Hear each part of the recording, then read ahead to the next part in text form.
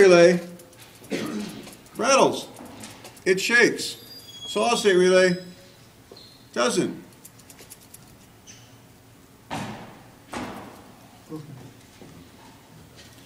Current relay has got a copper coil. See how thick the wire is in that coil?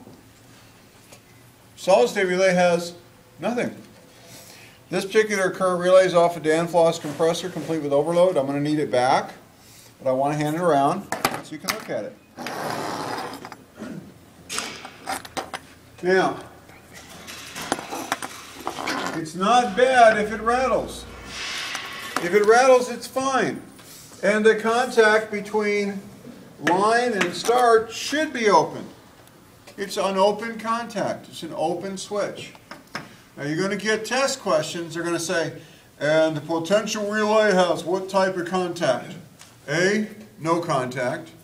B, normally open contact. C, normally closed contact. D, went to South Dakota. So you're going to find that kind of stuff on tests. So you got to remember it. So the current relay has a normally open.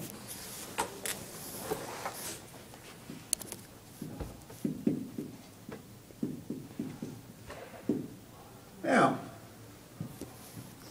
the next relay is called the hot wire relay. If you back up to the first page in the chapter, you'll see a picture of a hot wire relay. Originally, the hot wire relays were used by Frigidaire Company, Hot Point, and Kelvinator. Basically, Kelvinator and Hot Point are the same company. Also, they were used by Westinghouse and General Electric. A hot relay, hot wire relay, is unique because it has its own built-in overcurrent protection. As the compressor starts, the wire is cold. When the wire is cold, it's closed. As the wire warms up, it causes the switch to open and shut off the start winding. If the relay continues to have too much current pulled through it, it will then open up the main winding. I believe there's an M in that picture, but the run. So hot wires are famous for having built-in overloads. I cannot think of any new refrigerator manufactured today that has a hot wire, but some people will install a hot wire relay because it's got built-in overload protection for the compressor. Some people will keep the original overload, or some folks call them click-ons, so that's really not the right name, and they'll use the solid-state relay. So that's it. Current relay, hot wire relay. The refrigerators from 1952 to 1962, they used 1 million hot wire relays.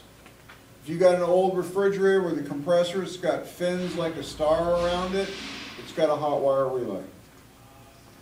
They used compressors that had hot gas on the outside, rotary compressors. The rotary compressors had to use a hot wire relay because you couldn't put an overload protector on the compressor. Why? The compressor was too hot. Wouldn't have worked. So they were forced to go to a hot wire relay for motor protection. So all the rotary compressors of yesteryear, which they don't do anymore, all the old rotary compressors had to have a hot wire relay because there's no other way to have motor protection. And the law required they have motor protection. So hot wire is old. Old. Solid state. Solid state's very interesting. If you were to look at the material, it looks like a chip of bone. I'm sure you guys know what bone is.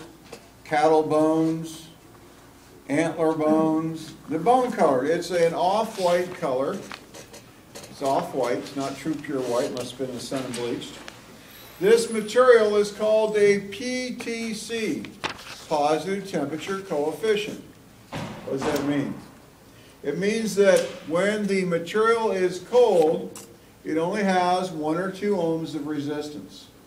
So electricity flows right through it to the start winding. When the current goes through the material, it causes the material to warm up. When the material warms up, it causes the resistance to go up. So in effect, is after a couple seconds, the material's about 165 degrees in temperature, and it acts like an open switch. It's about 75,000 ohms. It acts like an open switch. Now, there is no switch. In fact, there's always a trace amount of current going through the start winding to keep the relay hot. But the advantage of a solid state is pretty much one size fits all.